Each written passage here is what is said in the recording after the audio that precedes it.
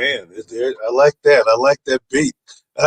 Richard is in the room, fellas. Hey, what's up, Richard? Hey, what's happening, y'all? How y'all doing? Hey, Richard meet Joe. Joe meet Richard. Richard meet Lamont. Lamont meet Richard. I know you guys have not met. This is cool, man. We got two people we have not talked to ever before in the chat. This is great. And thanks for doing this with us, Richard. We appreciate you, man. Yeah, sure. Thanks for having me. And because we know you guys are old hat at this. We're only less than 100 episodes in, so we're working our way through this. But it's it's what pandemic does for us. What should we say, Lamont? Should we call the people that come in? Should we call them roomies or roomers or greens or? Yeah, I don't know. To the 10 to 20 people that join us every Tuesday, Friday, what should we call them, man? I have no idea. Call them the greenery. The greenery. Yes, I like that. Yeah, hello to the greenery out there. Speaking of which. There you go. There you go. What you got, man? What are you drinking? You drink some infused stuff there, man? No. I have a child and I have to make things look. Oh, okay. Steve Rydell, thank you for joining in. Lynn Smith, good evening to you. The men you see on the screen, my co-host, that is Lamont Ferguson, there with the Flash hat on, who probably is, will never ever equal up to the Flash, but not at the age we are. The man with that very green background and a nice little microphone you can see there, that is Joe Larson. And the man who just pulled out the greenery on the screen, that is Richard Douglas Jones. Hello. Hello to Brian Doggett, by the way, for joining in. Hey, quick question, Lamont. Yeah. I always start this out with a question for you. Are you still waiting for Trump to show up? Because he didn't. I am. I don't. Maybe we're using the wrong calendar. Maybe that's the problem. Maybe March 4th to us is different than what it meant to whomever it is thought that he was coming back on March 4th. Yeah, I mean, it was a shaman here on the Mayan calendar, Right. Yeah. They could be on the Roman calendar. Yeah. Might be a sundial thing. We don't know. Or it could be that this is just the new Tupac. This is the new Jesus. This is the new Elvis. That's what this is. That's what this is. Trump gonna be dead 10 years. I heard it coming back. I saw him down at the flea market. Right. I saw Trump at the flea market buying Doritos. They make Doritos 3D now. If you go to Kentucky Fried Chicken and say his name 3 times, he'll pop up. That's how it is. Oh man. By the way, Richard, it's cool to have you here because there's only a few guests I can ask this question of. What's your favorite anime right now? Right now I'm watching Parasite on Netflix. I just finished it. And then after that, Demon Slayer's in the queue. So I started Demon Slayer and I didn't get a chance to finish it because they had it on Netflix and then they took it off because the Cartoon Network was running it and now they put it back. So I'm gonna check out Demon Slayer. But yeah, The first season of Parasite was fun. Before that, I've been watching Gangsta. And before that, I watched Assassination Classroom, and of course, in there, I gotta get my Hero Academia. Gotta get that in there. Yeah. And the Hunter x Hunter series, you watch that, man? Yeah, I finished that one. After all the bug stuff, it got weak.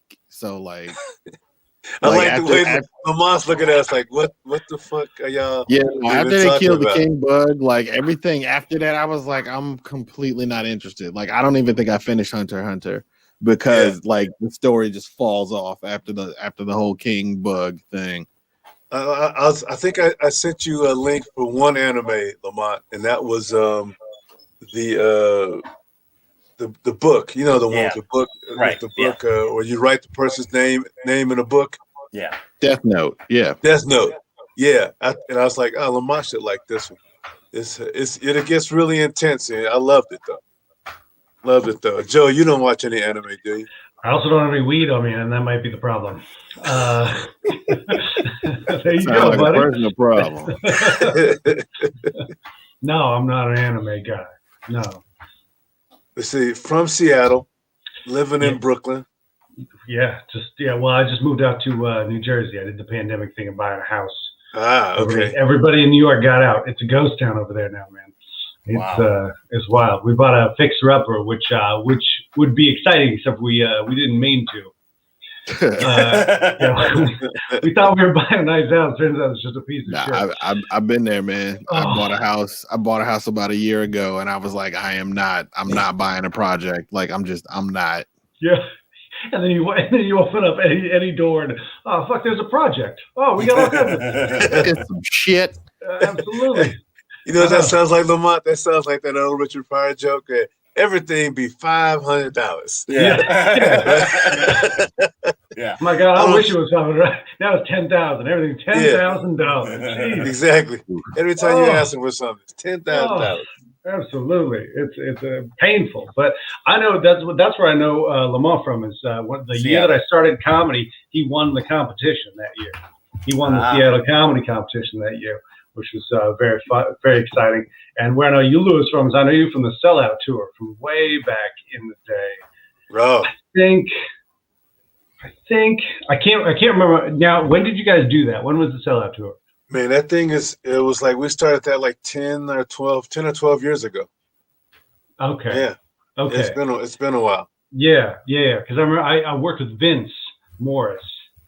I think I got the DVD. Vince Morris is a testament to modern medicine because with how many places he stuck his dick, the fact that he's still alive is absolutely amazing. He should dedicate each and every one of his shows to penicillin. I wouldn't be here without it. But he's such a funny dude and such a great dude. But he turned me on to your comedy, which I was so grateful. Oh, okay, cool, man, cool. We're gonna have Vince in here one of these days, man. If he'll answer now, I still love that joke that he did. We call him Stress. Back in the day on Living Single, baby can't have no Christmas. It's Christmas time. Yeah, Vince was Vince. We call him in the Sellout tour. We called him Stress because he was that was his nickname, was Stress, because it was always there's always some stress coming from Vince before the show. That seemed to be his energy. You know, he had to start some shit before his show at some point, and then he was good. Nobody else was. Really. I ruined everything else. Terrible. Well, man, I used to do that thing where the thing that pisses people off. When you let them rant, and then you look at them and go, "Are you done now? Because we got some other stuff to take." And that would just start the rant back up again. No, fuck you, man. I ain't done. So that's the kind of shit that would happen there. That's a single man right there. Yeah, but you done with that? Right. Exactly. But speaking of shit about your shit. Exactly. Speaking of stress, though, man, let me go to Richard real quick. Check this out, Lamont. You know how we always ask, when did you fall in love with comedy? Mm-hmm. Let me just go through a story that with Richard. So he said he didn't get into comedy just because of the love of it, total love of it. Here's what I read, that you got into comedy after a string of bad shit happened. Yeah. Go ahead, tell the story, man, because I got the whole thing here, but I would love to hear that shit from you. Okay, well, like as a kid, comedy was always just kind of something I did. In the Black House, you got the kid that's the send out. So, I was the send out. That's how it kind of got started. But stand up is something I always wanted to try, and I was like, I can't do stand up. To do stand up, you gotta be funny on command. I was a situationally funny guy, and at the time I was working at a hotel and living with a chick. We were kind of doing our thing, talks of whispers of jumping the broom, and one day at work, I worked at a hotel. I don't give a fuck. It's called the Peabody Hotel. Fuck that place because they have a section of the building called the Plantation Rooftop. So fuck the Peabody Hotel. And so a guy jumps off the roof and he kills himself. And me and my coworker, we're the first ones to find the body, and it's nuts. And so like that very day, my girlfriend of almost 3 years who was living with me decides to break up with me. And so I was just like, shit. And so, your girlfriend dumps you and you find a dead body, your productivity tends to go down just a little. And so then I got fired. And so it just got to the point where, I'm just sitting in a ball in the corner, rocking like Miss Sophia in The Color Purple with nothing to lose. And I was just like, you know what? This stand-up thing is something I've been wanting to try. Just fuck it. And it got to the point where going to mics is what got me not only off the couch but out the house. So yeah. I got to imagine at the Peabody Hotel after an incident like that, they probably fire people on the ground floor. We got to talk. You got to come down here today. They walk you out the front door away from the elevators. Come on over where are we going? Just don't worry. Just a couple more hours. Don't worry. Come on down. It's just some guy who came in off the street and was like, you know what? I want to jump off. But apparently he was like paranoid delusional and going through some shit. And apparently somewhere in his fall, he managed to turn around and land on his back. That was what I found most impressive. Damn. Well, we know he wasn't part cat. So that's no, he was not. Damn. He definitely was not. So how does your first set after all that shit? What material did you do after all that? I mean, first set. That's so I don't give a fuck shit when you first get up there. No, because again, you know how it goes. Your first year of stand up, you're learning two things. You're learning how to be on stage and you're learning how to write jokes. I didn't really know how to write jokes. I didn't realize that, the best comedy is the comedy that's closest to you. So I was doing all kinds of obscure shit. Like I would talk about I remember doing a joke about the Plantation Rooftop and how nobody cared. And next week they were opening up a new store called the Old Nigga Haberdashery. And so that's the kind of stuff I would talk about. It took me a long time to be able to talk about all of that other shit, but once I finally did it, it was great. And then it came full circle because I was able to do those jokes in front of that X and be like, yeah, bitch, those are your jokes.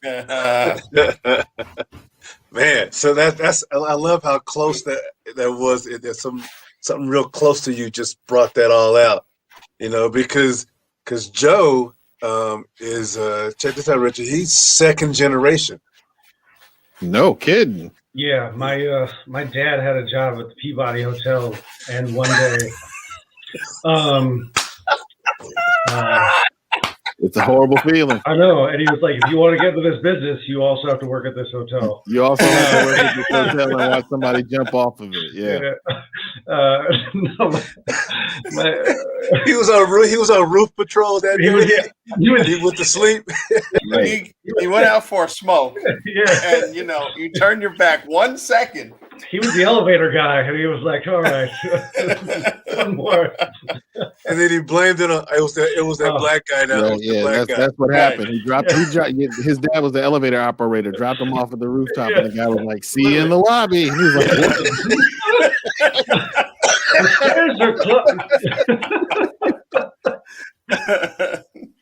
Oh, that is so fucked up. Yeah, I don't. Yeah, my dad was a comic of 40-something years. He retired like 6 years ago. And I got into it when I was in my early 20s. And no death, no destruction, no. Was he proud of you, or was he like, son, what? No, man. So I was going to college, and I took a quarter off to just fuck off, and I was staying at my parents' house, and I was waking up hungover every day. And he goes, "You ever think about doing comedy?" And I go, "No." And he goes, "Well, my buddy's teaching a comedy class. If you wanted to do it, I could get you in for free." And I go, "I'm good." And he goes, what the fuck else are you doing this weekend? And I go, okay, I'll do it. And then as soon as I said I'd do it, he goes, no, you don't have to. No, don't. It's okay. No. And then I did it, and I would ask him. I loved it. The moment, because I like the puzzle of it. The puzzle of trying to figure out, okay, this is a funny idea in my head. How do I communicate this to a general audience? How do I make what I find just giggle at? Just how do I work this puzzle? And so I got real jazzed on that. I was stoked about it. I started doing comedy, and I kept asking my dad questions about writing, about performing, about who to talk to, about etiquette, this, that, and the other. And he wouldn't tell me shit. He didn't tell me a goddamn thing. He purposely would just. I'd start talking about comedy, he'd turn and walk out of the room, and I was like, "God, what happened?" And then about a year and a half in, he saw me feature at the Underground, and I did well. And so he then took me aside. He goes, all right, I guess you're fucking doing this. Here's what I know. It's worth nothing. It's funny. April says that she didn't think comics could have funny kids. Well, they don't. I'm not great. Have you heard of my name before? Exactly.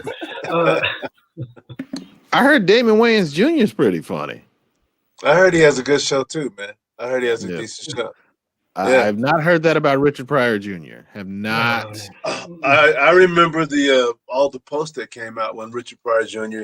Went and did stand up, and he went a little too public. I think he did it at like the Apollo or something. Mm-hmm. And you don't do that. I don't care if Richard Pryor's son or not. You don't start your career at the Apollo. Yeah, that sounds like a cash grab to me. Just. Yeah. I got a name. Let's see what I can do. No, it was the Apollo. It was their little Apollo show that they did. Oh, you went at the Apollo show? Yeah, man. It was just, it was not pretty. It was not nice at all, man.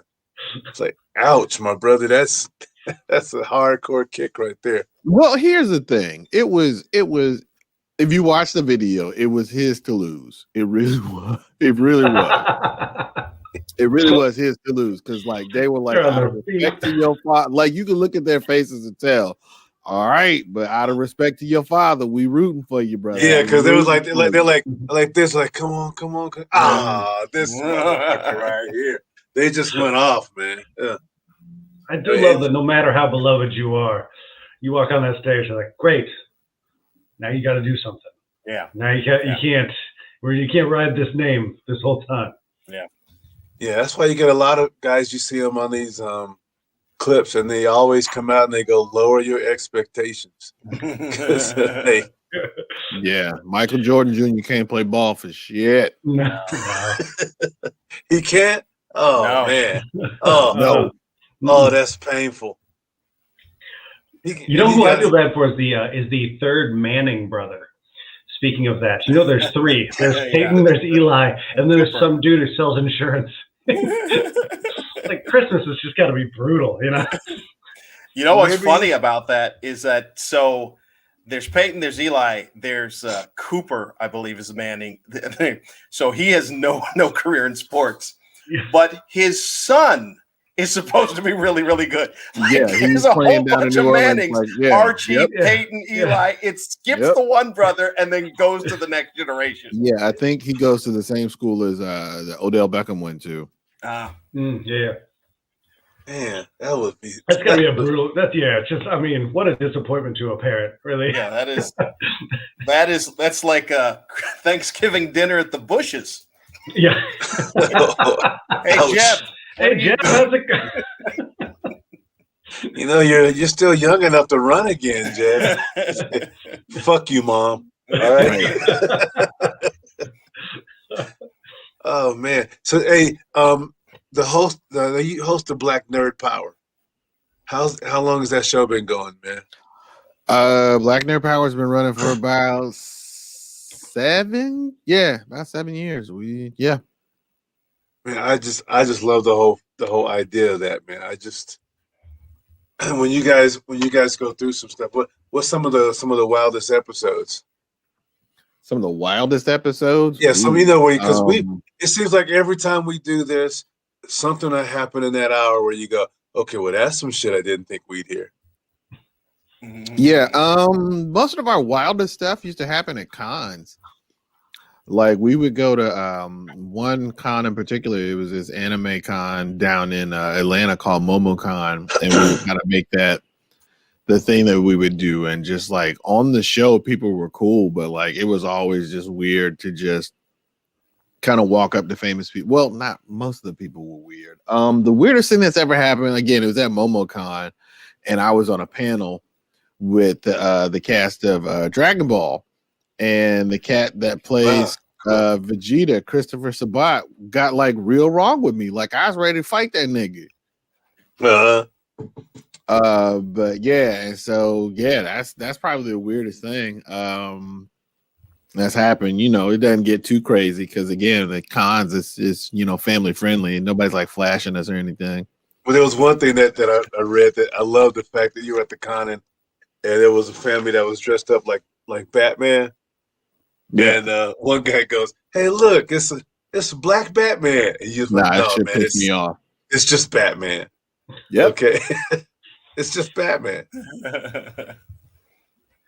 Right. Yeah. It's just Batman. Yeah. That's it. Although for the older people, like me and my dad that are watching Black Lightning, because I've watched it already.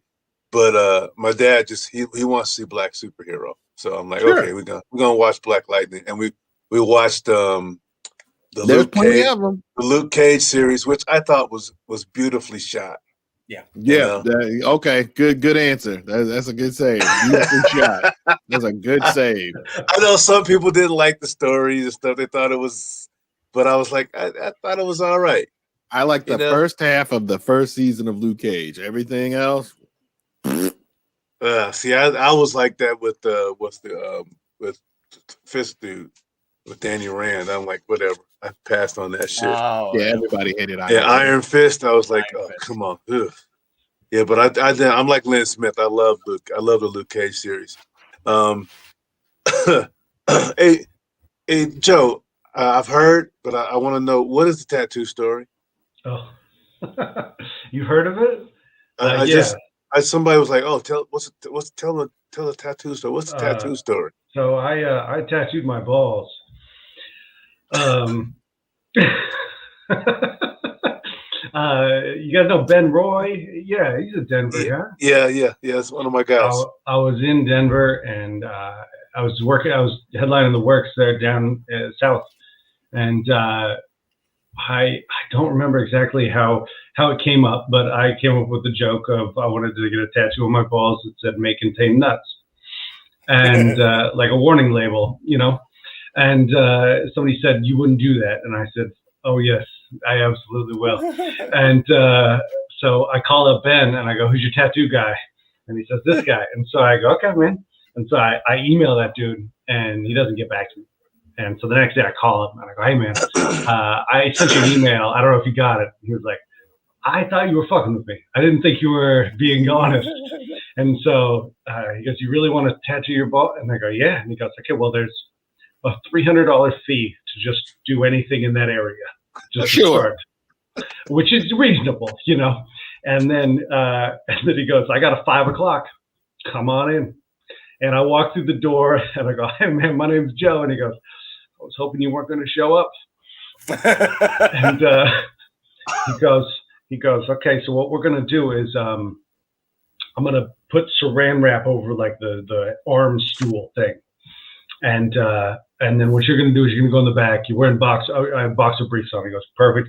He goes, "Take off your pants, leave your boxer briefs on, and then just pull out as much skin as you can." He goes, "Before you do that, I need you to do a bunch of jumping jacks and push-ups, you know, get that core temperature nice and high so you're nice and loose down there." And so I come out and he's got this stencil and he holds it up like this.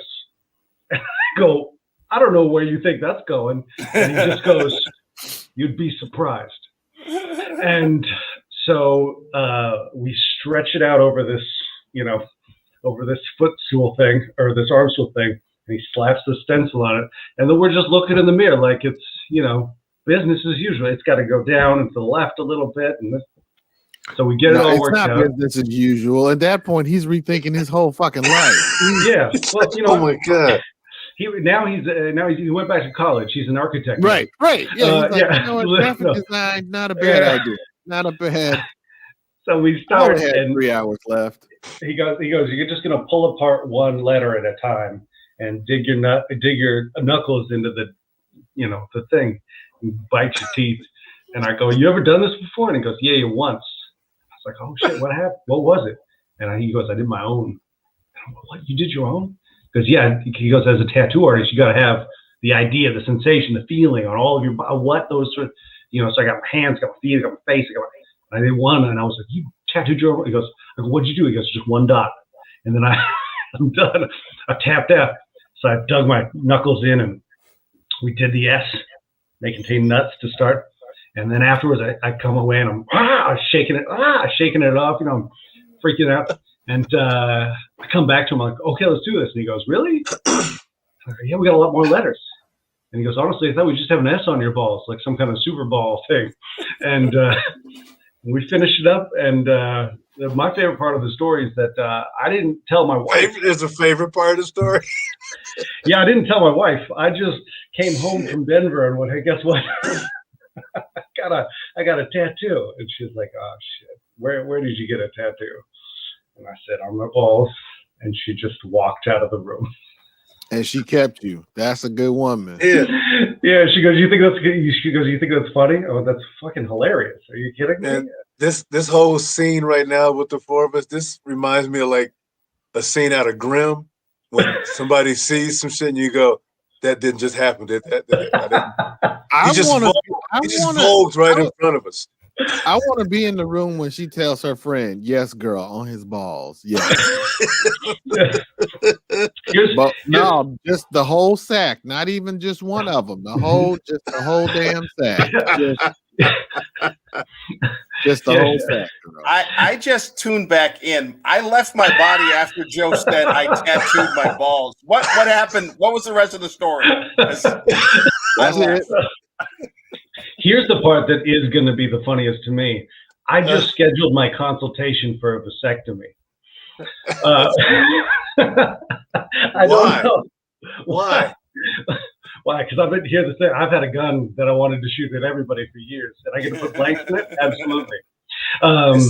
It sounds like you already had it, as far as I'm concerned. Right. I don't want to end up like Lamont with a kid in every generation. I don't want to. I'm good. I got the 2 and out. Listen. I play poker. I know. He was like, "Uh-oh." And that's to hold them, no to fold them. That's some white people shit right there. I ain't never heard no brother. Yeah, man. So I got my balls done. Mm-hmm. Like that's crazy, man. Absolutely. Our lives aren't dangerous. We're missing the part of the story where he shaved them. No, it's because someone said that he wouldn't. Yeah, that's absolutely. The point of it. Yeah, were you sober throughout all of this? Stone cold sober, yeah. Yeah, I mean, that night I was on stage 2 hours later at work, and I was walking around like a cowboy. My legs were spread so wide. My God. But yeah, I had this thing where like, oops, I like bringing stories to the stage or to interviews and things like that. And so when I first started doing comedy, I was like, I'm saying yes. If something happens, I'll go. I'll do the thing. And I can't get married and have kids, so I was like, I can't get arrested anymore. I can't, there's no more sex stories. Like, all right, yeah, why not? By the way, Lynn, we're not ignoring you guys right now. It's just that we're still in shock when he said I got my balls tattooed. Yeah. And so, because Lynn and Lynn Smith and April are in there like, oh yeah, they're talking about, they haven't had a woman in here in a long time. That's why they talk about balls and stuff. But no, that's what happened. Yeah, well, yeah. If a man it's a great story. It's an absolutely great story. Yeah, yeah. If a man tells you he tattoos his balls, that's the lead. You follow that, right? Like that's where you go. That's the lead. I'm gonna go even further as far as the comedy set goes. That's the greatest opening story of a set I've ever heard in my life. You open a set with, all right, who the fuck isn't listening now? Every one of them. Every single. Like, hey, I'm Joe. Got a tattoo on my balls. That's like when John Fox used to walk out and just go, 2 firemen are butt fucking in a smoke-filled room. And people would go, what did he say? Didn't you give him CPR? How do you think this whole thing got started? Thank you. Jesus. Yeah, I tried to do that story on stage for a year, but the way I look, and I don't have any other tattoos. It's not like I'm, sleeved up, neck tattoos, face tattoos, and they go, of course. So people go, bullshit. People yell at me. No, you didn't. Fuck you. And got aggressive, Richard, that's what's going on in the chat. Is the fact there's a whole bunch of show it, prove it, show it. Yeah. That's what. Yes, Well, I'm sure that's exactly what would happen on stage. Well, yeah. I did. Yeah, look at Richard. I'm with you, Richard. I'm good. Yeah, I did Uncle Nasty's show. This isn't like day. This isn't Step Brothers. You ain't gotta put them up on the drums. Yeah, I believe you. Yeah. I did Uncle Nasty's show the next day, and he was like, "You want to sure?" And over the air, you could tell that people. I had like 20 or 30 people show up that night just to meet me afterwards and go, "Who is this guy?" You know what's funny, Richard? I was about to ask, what's the most awkward moment you've had in the green room? But if you're sitting in the green room and some guy walks in, man, why are you walking like that? Right. Well, and he go, well, Richard, let me tell you a little story. You win. Were you riding horses today? Nah, not exactly. Oh shit! You win. Yeah. Oh man, that's just messed up, man. So, hey, can't beat that. Yeah. Well, my buddy's got tattoos like head to toe. He's got neck tats and arm, hands, and the job killers. And when I did that, I told him about it, and he goes, "Well, you beat me. You won." Yeah, but you can still keep a job. Yeah. Well, yeah. Hey, Richard, how long did you produce how long was the Memphis Comedy Festival? How long did it last? Is it still going? It's still going. We started doing it, I believe, 9 years ago. Yeah, 9 years ago. So tell me this, man. Tell me this. How hard is it to deal with comedians, and how rewarding is it to deal with comedians? It's only rewarding. Dealing with comedians is never difficult because I'm a comic, so I speak the same language. And with our festival, we try to put the comics first. Okay. Because we're very much grassroots, and we didn't really have a whole lot of industry support when we first started. So our incentive was, like, our unofficial slogan was just get here. And like, as soon as you get here, we'll put you up. We'll feed you 2-3 meals a day. We're going to put you on at least 2 shows. You're going to make a lot of connections. There's straight shows, there's theme shows, and people that are coming to see you guys. So come and have some fun. See, that sounds like something I would like. Right. Yeah. There were people that would come year after year, and we would figure out what their favorite drink was, and we'd have something waiting on them as soon as they, we put a can of their favorite beer in their little welcome bag, or just little stuff like that. The slow San Luis Obispo and Big Bear Comedy Festival, the guys that do that is very similar to that, where it's comics first. And it just makes it a fun time and stress-free as far as a comic goes. Because sometimes you go to these festivals where they're also contests, and you're like, I thought it was supposed to be here stress-free, and it becomes the most stressful thing you've been in. You know how it is, man. Contests suck until they don't. You know what I mean? Yeah. It's like for everybody but one. Right. Yep. That's how it is. Yeah, if you win, contests aren't that bad, but anybody, man, it's bullshit, and it's politics, and me. Everybody shows up happy, leaves upset. Yep. Yeah. When did you start the Memphis Comedy? Memphis Comedy Festival, we started in 2000 or something. I don't know. Just 9. This is 9 years. Subtract. Okay. All right. Man, that's some good weed. 2011. Yeah, that sounds right. I don't know. That's how numbers work, right? Yeah, exactly. That's from what I hear. Yeah, no, we started in 2011. We did. We started in 2011. So what are you guys' pre-show rituals? Well, you gotta put the Neosporin on the balls after the tattoo, and then That makes sense. Yeah, I mean, no. Brian Dogger says you can Botox your balls, you can shave your balls, but never tattoo your balls. So apparently you can. Yeah. April says never you can't say find never. that on Pornhub. Yep. No, you got to go to your local comedy club for that. Pre-show rituals. I need a room temperature bottle of water, and I need a quiet room, and I need to. If it's a big show, I need to take a shit. Like those are the things I need to do before a show. I need some quiet. I need some room temperature water, and you gotta move your bowels. That's it. You gotta clear the space. It's like, why is it? Go ahead. One of my favorite ones that I heard. Oh my gosh, why am I spacing his name? Larry Miller. My buddy got to ask Larry Miller what his pre-show ritual was, and he goes, "Okay, well, before I walk out on stage, I take 2 deep, slow breaths, just, and then I go, fuck it." And I walk out on stage. I started to do that, and it's the greatest feeling of like, I'm not going to do anything that's going to make it better than what's happening right now. Fuck it. Let's go, Yeah. I might try. I like that. I might try that. Yeah. Yeah. Let it all go.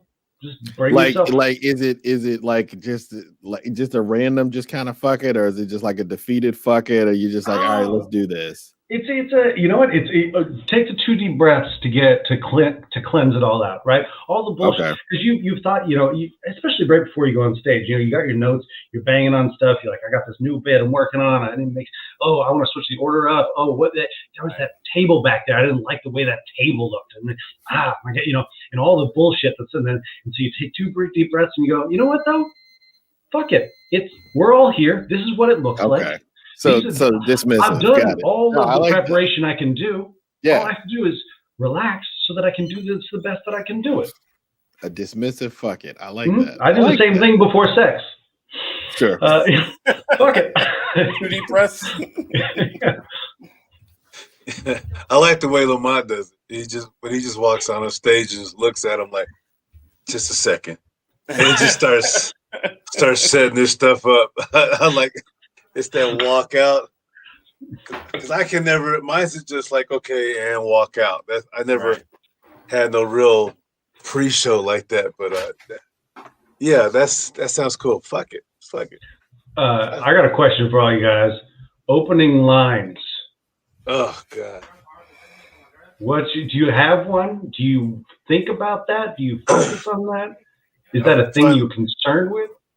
I'm concerned about it lately. We talked about this earlier, and early on, I would search for one, and I had found one, but it was in the moment, and it had a shelf life.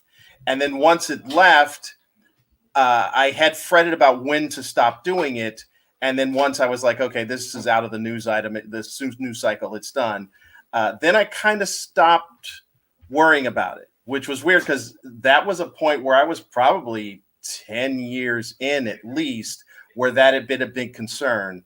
And then once that line, because I was like, man, I don't know if I can just find something better than that. And then it was over and I thought, okay, now I'm not concerned about it anymore. Yeah, I'm concerned about it now. This month I am. Yeah. Yeah, because I got to tape that thing at the end of the month in Provo. And I don't want to do that. Yeah. Did you get the Saturday or the Friday? I got the Saturday. Offer to go in a day early and host, because you'll get to feel the stage out and you'll get to test the audience out, and that way you can run some of your bits. Because I had Friday, but one of the Saturday guys came in the day before, Dan St. Paul, and was hosting, and I wish that I had that opportunity, because the audiences are very specific. And if you get the opportunity to come in and just feel them, it'll be amazing. You'll feel so much more comfortable in your shows. Okay. Yeah, I didn't want to just step out with the whole typical, hey, nice to be here, nice to be the only one here. Right. I don't want to do that sort of thing right up front. Well, especially when it's being taped, because it's like it's not for here. Although I've watched a bunch of people do that same thing about how, I'm a minority. Wow, I'm in Utah. I'm a black person in Utah. I thought all the black people here played for the Jazz. It's like, come on. Exactly. Yeah. Like I've already got my only black person jokes already set. Yeah. So I don't want to open with them. We'll find something. We'll find something. Well, yeah. I don't know. Hey, Lamont, what's the most awkward time you've ever had in the green room of a club?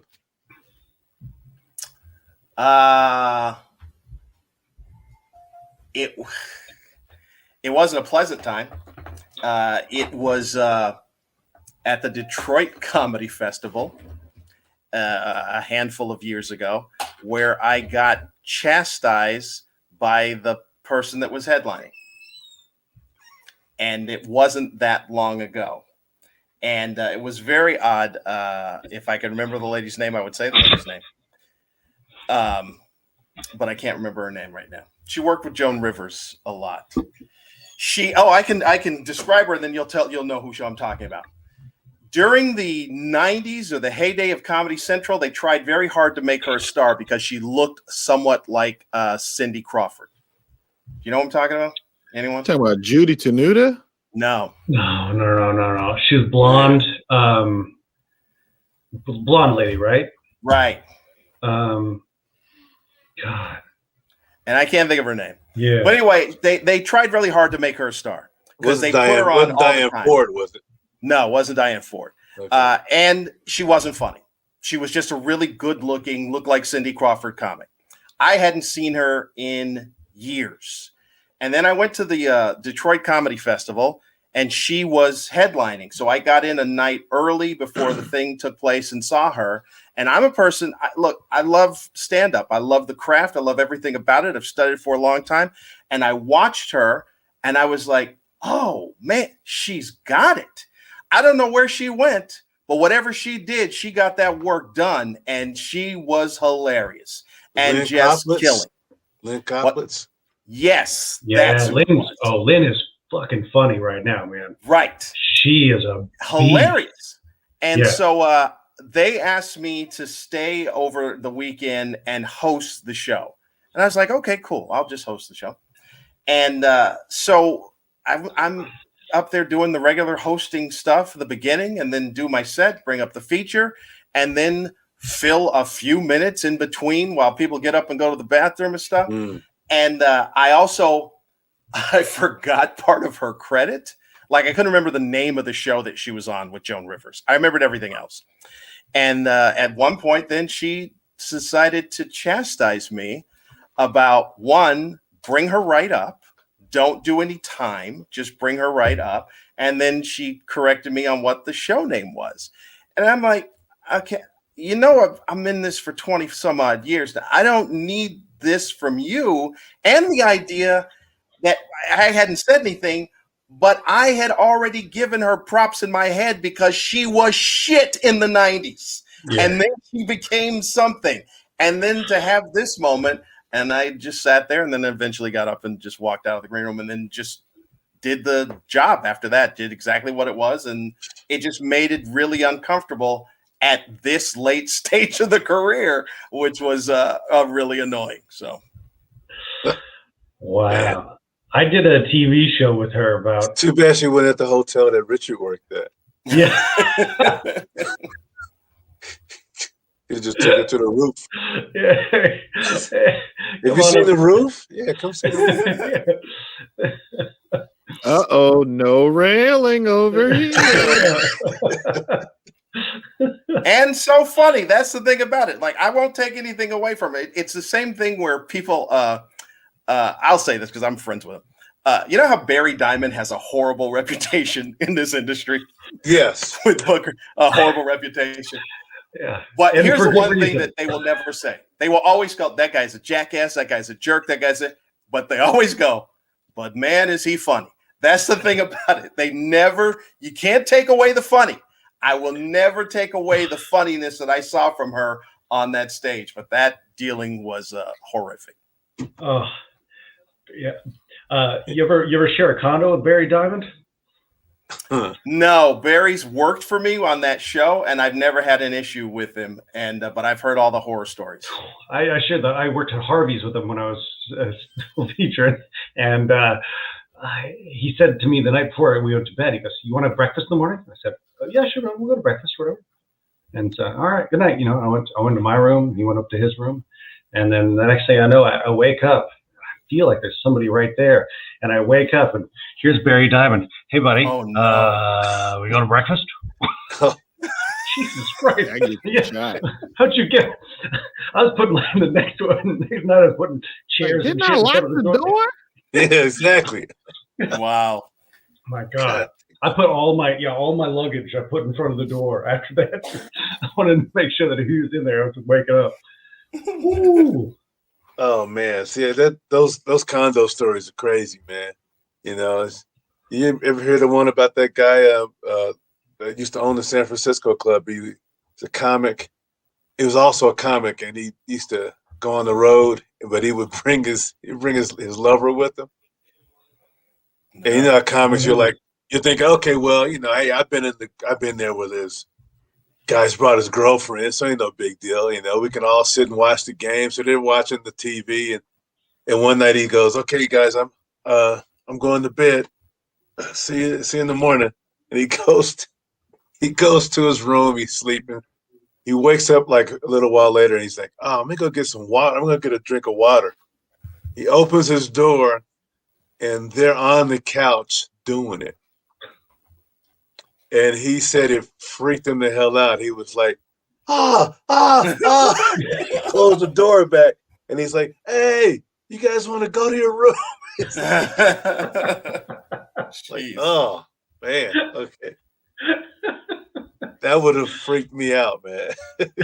The fighting couple in the green room is always fun. I can't stand that. Man.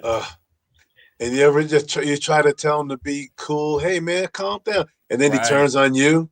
Yeah. I've had that happen where a guy will say something to his girl, and it's just really dude, that's way out of hand. And you go, "Man, dude, bruh, chill." And he's like, "Man, fuck you, man. You're not in this." I'm like, "What?" Yes, I am now. Yeah, really. Shit is just it's ridiculous, man. You never saw that in New York, though, man? Because New York is, I know you think New York is gross, Joe, but it's for a comic, for a good comic, it's like a mecca of to go do so many sets per night. Yeah, but that's the thing. Turn material. There's no green room stories because, like in New York, you show up at 8:17 for your 8:20 spot, and then you grab your $30, and then you run to your next spot. Like it's not like any other city. It's where you show up 45 minutes before and you bullshit. You wait for you sit around afterwards and that sort of thing. No, it's you're in, you're out, and even if you don't know another spot, nobody expects you to stay around. It is so they don't do the hangout in New York at all. Partially, the clubs are so small. I mean, where are you going to hang out? There's no space for you. Yeah. Like the Cellar has the Olive Tree restaurant upstairs. Gotham has their downstairs bar. The Strip has a bar in the front. Yeah. But other than that, there's not a lot of hangout space, So you'll kick it on the street. Like summertime in New York is the time to be doing comedy because all the tourists are there. So the clubs are packed, and then you can hang out in the street, MBS and Bus Balls. And like on McDougal, there's 4 clubs. So you can it's just a highway of comics going up and down. It's super fun. It's like being at a comedy festival every night, That's great. When you see everybody, right? Everybody's out. Yeah, wintertime is not when you see anybody. In wintertime, they got a coat on. See you later. I'm out. Yeah, man, the cities are crazy like that. Like that Richard Pryor thing when he's talking about you stepped around and the wind just comes like, put that shit over your head. Yes, yeah. That would be craziness, man. Yeah, it's those huge canals, basically. You know, it's just these buildings that just shoot the wind straight at you. And there's no cold like New York City cold, man. When it hits you, especially because you'll be walking a mile in it, you know. And do you guys miss that festival feeling, though, man? Actually, do you miss what we used to do? I mean, just man. Yeah. The city popped open some spots though. We had a lot of rooftops pop open. So I've been. Didn't you have a guy just shot a special on a rooftop? Yeah, Sam did. Sam Morrell did. Yeah. And he shot it on like 5 or 6 different rooftops. He bounced around and did spots, and then they shot and then just chopped it up. That's what's up. Together. But Sammy's also one of those, like, that dude. He's one of the most prolific comics working today. He's a beast, man. Cool. What do you guys? What's your writing schedules like? Writing schedules? Yeah. I've been mostly using plagiarism lately. I find it very effective. Yeah. We just tattoo the set list right on your balls. Yeah. Get a set them up on a chair. Yeah. Set them up on a chair right next to you. Yeah, I'm like an 80s comic. It's never changing. The set's going to be the same forever. Right. You got what's the deal with airplane food? Absolutely. Yeah. You got any new bits? Not until my balls get bigger. Yeah. So you got to wait till you're real old so you can. Yeah. If I go to Arizona, I can do some new bits. You know, if I go to Arizona, New Mexico, Florida, hot temperatures, I got a longer set. Minneapolis, I got 2 jokes. I'm done. Right. You go to summer in the Arizona, you come down from like Moses with the 10 Commandments.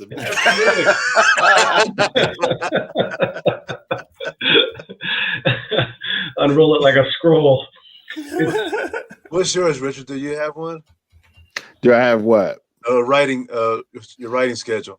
I don't have a writing schedule. I have a writing cycle. I'm either working on a new bit or polishing something, going back and looking at it. And going back and looking at older bits is what's kept me from panicking when I don't write. Cause my writing process tends to be a little bit more organic.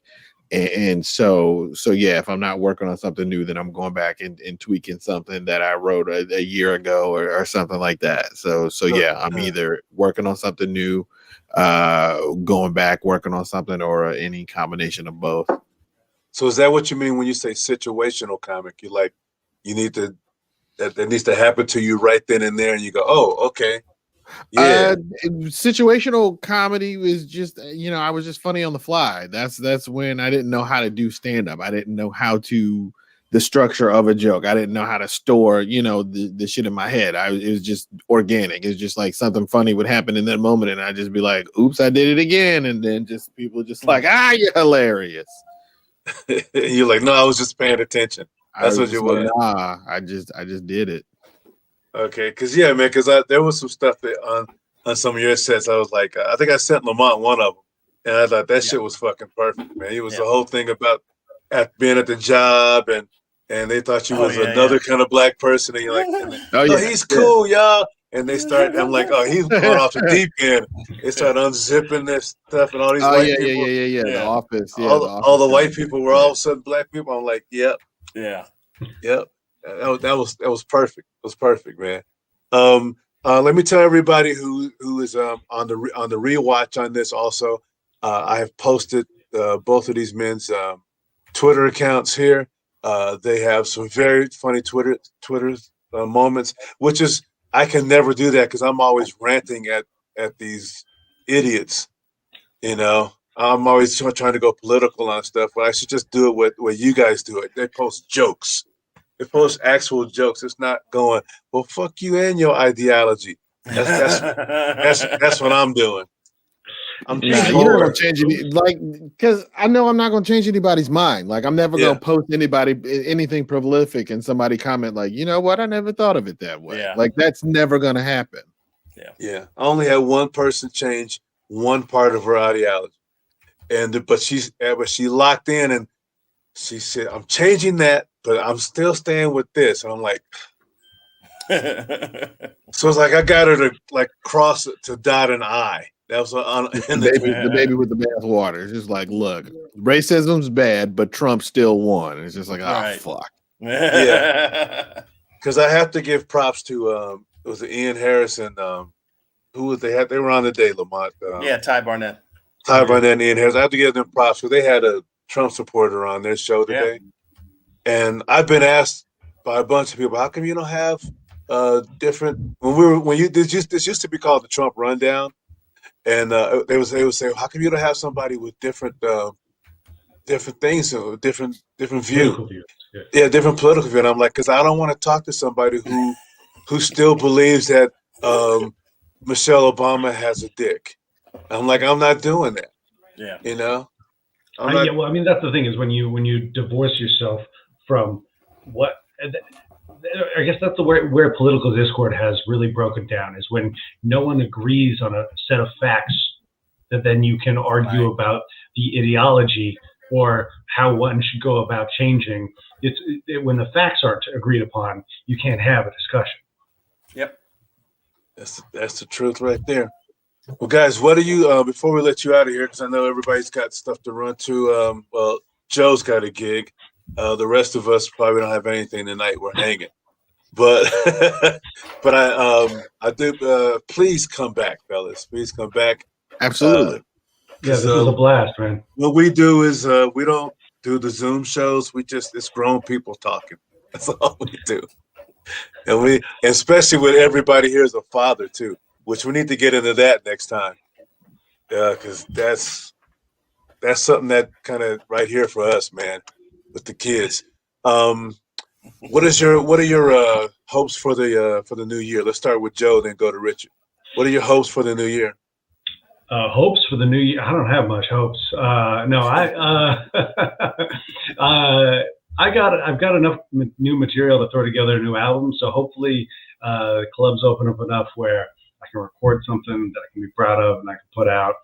And I've got a couple other projects that, as things open up, hopefully I can do something with them. But who knows? Who knows? But you, Richard. Hopes for the year. Let's see. I would love another television credit. That would be great. Because you did the New Negroes. Right, the New Negroes on Comedy Central. I would love another television credit. I got a pilot that I'm working on. Would love for that to get picked up. It's kind of in development right now. Personally, I work out, so I would love to be able to do a muscle up this year. That'd be great. You know what a muscle up is? No? Go. Okay. All right. So imagine I'm pulling. All right. So this is the pull up bar, right? So this is a regular pull up, right? All right. So here's the muscle up, right? You pull up here and then you go up here, right? And I need to be able to do that. That's a muscle up. I want to be able to do at least 2 of those. It's the 1980s like hot girl in a pool move where they come up with just all the way up. That's hilarious. We can say this, Lamont, that once again we've heard some stuff we have never heard before. One, stay away from the building that Richard used to work at. Yeah. And never dare Joe. Yeah, I'll do it. Yeah. You showed us. Yeah. It's scrotumly delicious. And by the way, Lynn and April, next week, next week, we will have a woman in here. Okay, we in fact, we're gonna have several women over the next month.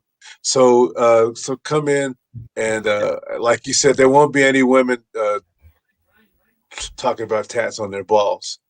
So that'll be a good thing. Fellas. Like, what if that happened? Like, what if you woke up one day, Joe, and you were like, you know what?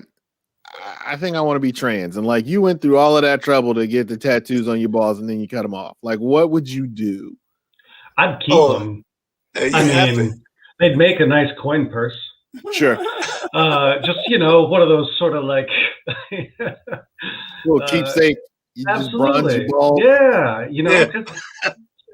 I know that a lot of the trans people say that they've always been this, but there's a little part of your old, like I wonder if Caitlyn Jenner has, probably has her old gold medals, right? Oh yeah. You don't get rid of that kind of stuff. Yeah. You don't. You don't throw your accomplishments in the trash. Yeah, absolutely. So you think you got it bronze and put a big chain on it, and he just wears it around the house every now and then? Absolutely. Yeah. Would you, if you did go through and I know I got to go in a second, but if you went through a transition, would you ask to keep the stuff? Yes. Yeah. Like, would you? Yeah. See, that's how you know that you're probably not trans. Because I doubt any trans person's like, oh, absolutely, I'm keeping it. Yeah, that and the fact that you refer to it as stuff. Yeah. No, I'm sure you're right. I'm sure if a person was trans, they'd be like, no, I don't want to keep it. That's why I wanted to get rid of it in the first place. Yeah, because how would that move go when you're moving out of your old apartment? Like, it's been 10 years. I wonder what's in this box. Oh, wow. Oh, for a second there, I thought you were talking about being trans, like moving out of your old apartment. Oh. Like, you know, that box of stuff that you're like, you know what? I'm not even going to take this with me to the next place. That's what your cock and balls are. Just like, you know, I'm not going to. Oh, shit. Throw it over your shoulder. The right shoulder. Okay. All right, guys. Much respect. Appreciate you guys coming through. Man, next show is up. That's going to be Ken Krantz and Billy Joe Gillespie. So we're gonna have them up here pretty soon. Hey, fellas, hang around for a minute. Thanks everybody. Thanks to the Greenery for coming through.